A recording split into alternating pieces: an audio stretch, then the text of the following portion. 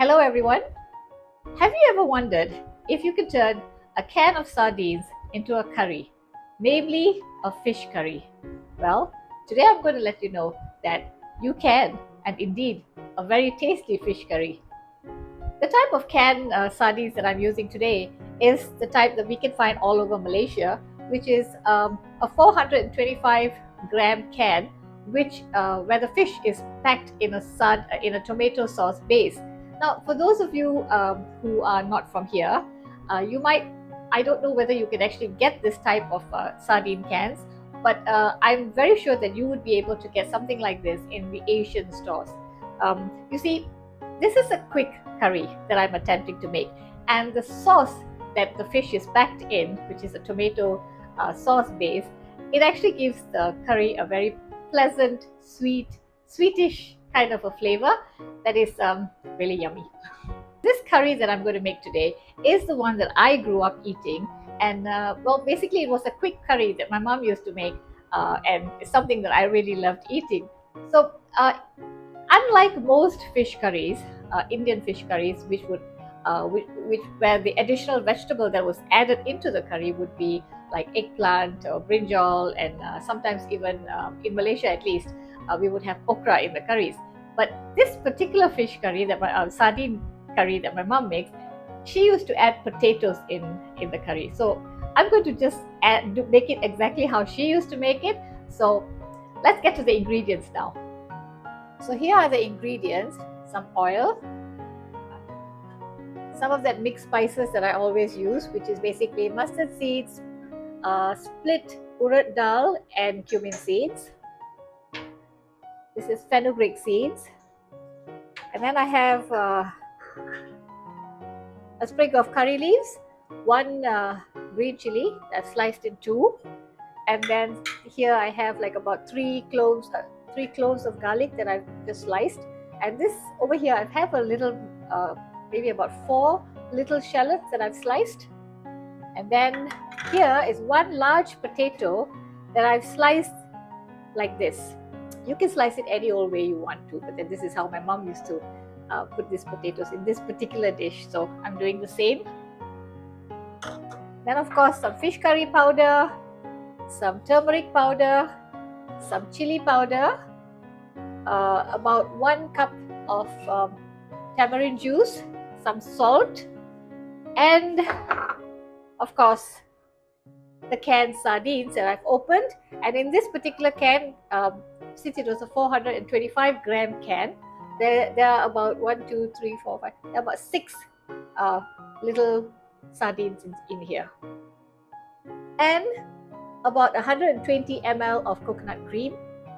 So into some hot oil, I am going to add the spices, always the spices, about 2 teaspoons of the mixed spices.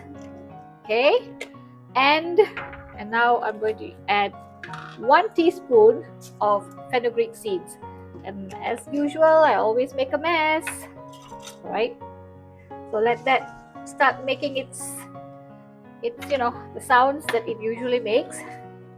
And now you can hear that I'm going to add all of this, the garlic and the, okay, let it a little bit more, the garlic and the onions and the curry leaves,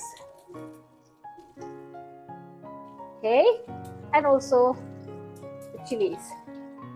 I'm going to give it a bit of a stir. Let this turn brown, and then we'll add the next ingredient. So it's beginning to turn brown, and I'm just going to move it over here. You don't have to do that. I'm doing this because I figured out why this particular pot of mine is always, it's always turning, the ingredients burn, because this is a three-ply pot. So I've kind of figured out that the heavier the base of the pot, or the whatever vessel that you're using, meaning the more layers. Either you have like a proper cast iron pot, or a solid pot made of one particular metal, or if you have a pot that has many layers of metals, like the one I have now has got stainless steel and aluminum inside, because aluminum is a really good conductor of heat. But because of aluminum and all the negative effects of aluminum, I tend to go for the stainless steel. So what I'm trying to say is, if you were to purchase a pot to make curries and so on, do get a heavy based pot. And if you have either it's one solid type of metal, or a pot that has many layers. Like I have another pot that has 5 layers, and that doesn't burn. So I've realized that this one has got 3 layers, and it's like, well, it burns. So that is why I've just moved it to the other side, and I am going to now add all the curry powders.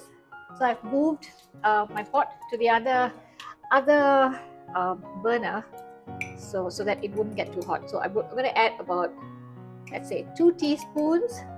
I purchased this set of spoons, so it's easier measurements, and you guys know exactly what I'm doing. So 2 teaspoons of turmeric powder, and now I'm going to add in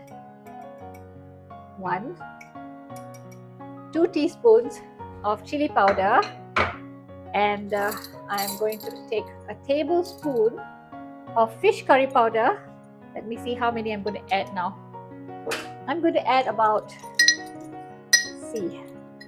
5 heaped spoonfuls of fish curry powder. So that's 3, 4, and the last bit would add up to about 5. Okay, so I'm just going to add all of that in. So this is about 5 tablespoons, as of this one, of fish curry powder. Give it a bit of a stir, just like so. You don't need too much of curry powders over here, because the sauce with the tomato base, it would be quite thick. Okay, now I'm just going to give it a bit of a stir, and then I'm going to move it to the hot burner, like so. Okay, so I'm going to add about 500 ml of water. Give it a bit of a stir. Add some salt, and you can add the potatoes in. So I'm going to add about a teaspoon of salt. And once it starts to bubble, I'm going to add all the potatoes in. So let's just get the heat up, and I'll add the potatoes in.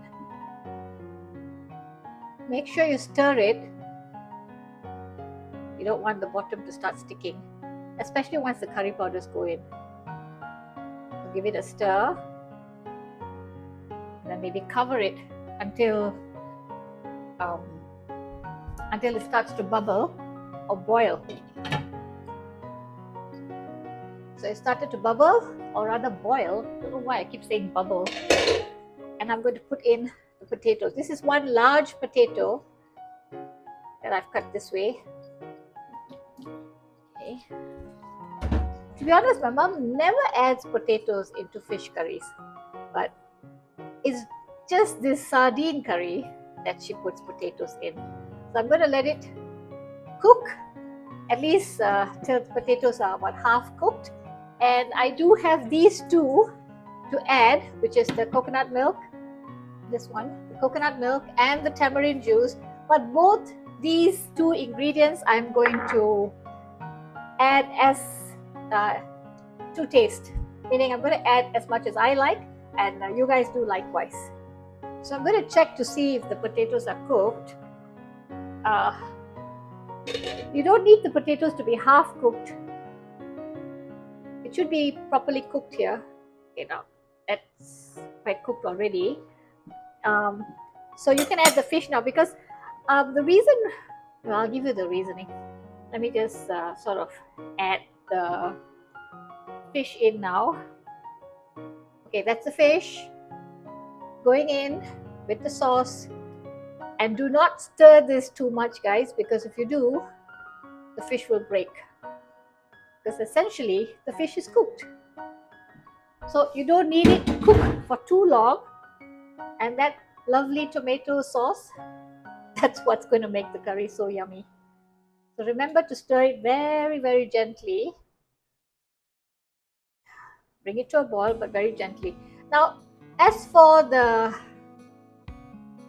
tamarind juice, I think I'm going to add less. I've put here 1 cup. I'm going to add about half a cup. Okay, that's all I'm going to add. I'm not going to add too much. And right at the end, I'll add the coconut milk. Because coconut milk, when you add it a little too early, it will curdle. I've just lowered the heat to, I keep hearing the word sim in Indian shows. Well, to a low temperature, which is about like 3 in my electric stove. So a low temperature, just to get this whole thing, nicely mixed and so on. The reason I said the potatoes don't have, the potatoes needed to be properly cooked was because when we add, the fish is added right after the potatoes, and the fish basically, it's a canned fish, guys, so it's cooked. So it doesn't need to be really thoroughly cooked. And another thing I wanted to highlight was the tamarind juice. I just added another half cup. So I've added 3/4 cup to this pot. You can add any amount you like depending on your taste. So coconut milk, tamarind juice is more how you like your curry to turn out. So I wanted it a little bit more sour, so I added a little bit more inside. So to this, I'm going to add, this is about 120 milliliters of coconut cream. I don't think it needs that much because you can see that the sauce is quite thick already. So just a little bit of cream would do. Just going to add that much and quickly turn off the fire, not the fire, the heat. Maybe a little bit more, and that's it. I'm going to turn off the heat because something about coconut milk, I think it curdles. See, can you see that little white spots forming? So I'm going to take it off the flame, not the flame, take it off that bit there, which is hot. This is an electric stove, but whereas this one is, what is it called? It is, gosh, why doesn't the word come to me today? It is, God, the one that uses the magnetic, convection. Yeah, this is a convection stove over here, and so the surface is not hot. Convection, not convection. Okay, so it's basically done.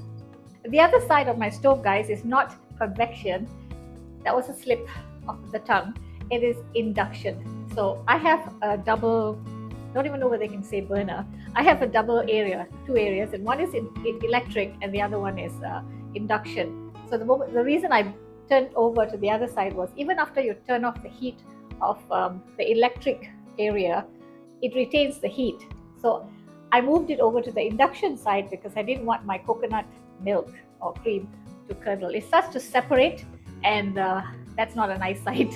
So I basically moved it over to the other side. So not convection, is induction. So guys, this is my sardine curry. This is how it looks like. I've just put a small amount over here so that you can have a good look at how the curry looks like. So if you're craving for a fish curry in the middle of the week, you know that you can make this one in a jiffy. Thank you so much, everyone, for joining me today.